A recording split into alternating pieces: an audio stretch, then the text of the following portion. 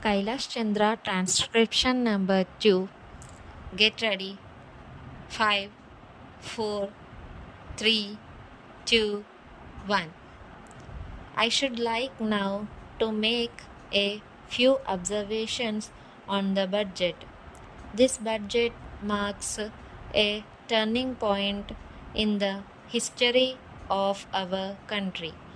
It is no use attempting, as some of my friends have done, either to deprecate the budget very strongly or to suggest that we are not witnessing a revolution in our methods of fiscal training and technique.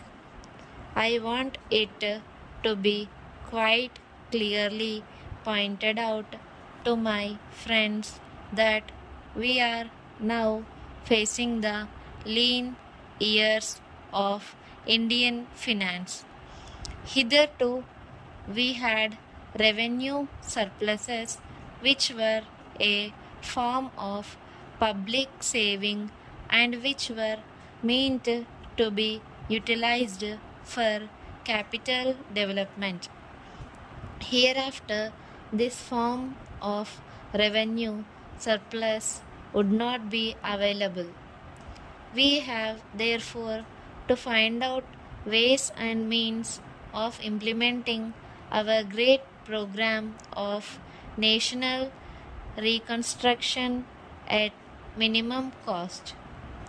My point is that the deficit on revenue account would be of the order of about rupees 19 to 20 crores.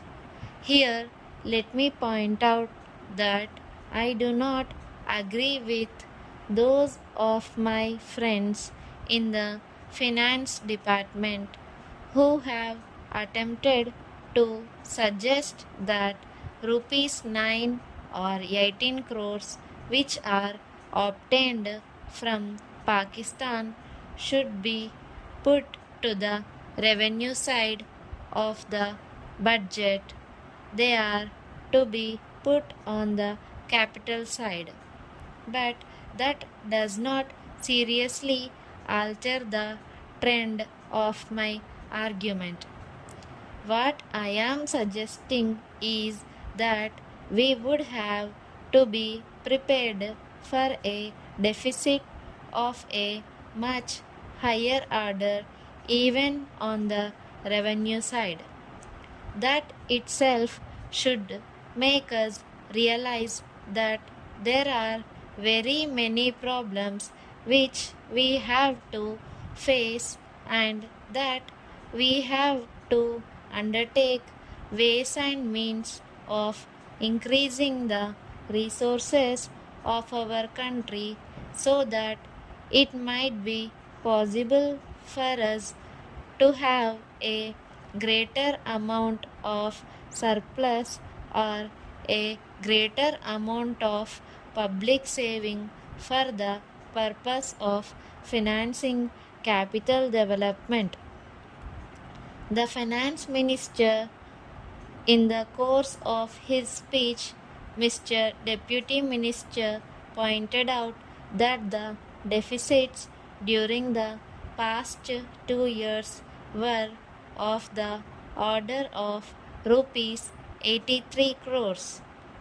I venture humbly to disagree with him because I feel that when we are talking of deficits, we must take into account the overall deficit incurred by the central government, and that would be of the order of rupees 200 crores.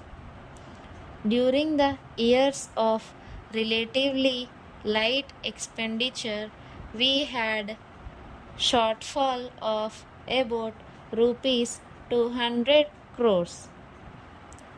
Undoubtedly, now when we are going to have a very great amount of expenditure, we might have a greater amount of deficit, and we would have to find out ways and means of trying to meet our capital expenditure. Some members have pointed out that deficit financing is good. Others have pointed out that it is poison. One honorable member who preceded me pointed out that it could be taken like a tonic. Now, I am not willing to enter into the merits of deficit financing or demerits of deficit financing in an academic spirit. The time has now come when we should face realities. I do suggest that we have to indulge in deficit financing, because without indulging in deficit financing, it would not be possible for us to indulge in capital expenditure on such a large scale. But when we are talking of the scope of deficit financing, I would like to place before the House and the Finance Minister the two great limitations which face us. The first limitation that faces us is that concerning the internal price level, the Honorable the Finance Minister referred to the cost of living. He said that he was going to keep a watch over the cost of living so that it may not shoot up within a short period and make a mess of the plans of capital development.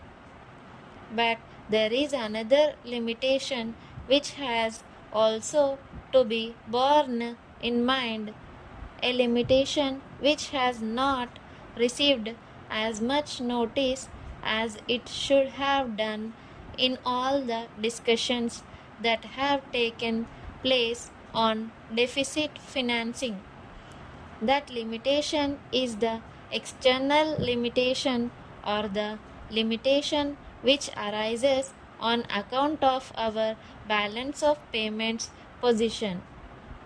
I think this is as important, Mr. Deputy Speaker, as the internal price level, and should like to elaborate that particular point a bit more, because I feel that a time will shortly arrive when we might have either to reconsider our policy or might even have to leave the sterling club of which we are a member. The second serious limitation is as serious as the first. What would be the consequences of deficit financing on our balance of payments?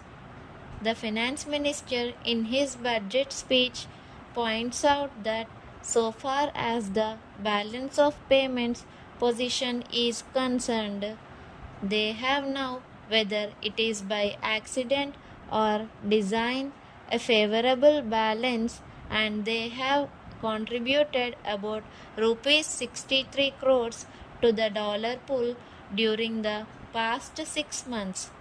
But the moment we indulge in deficit financing, we have to be prepared for worsening of our balance of payments.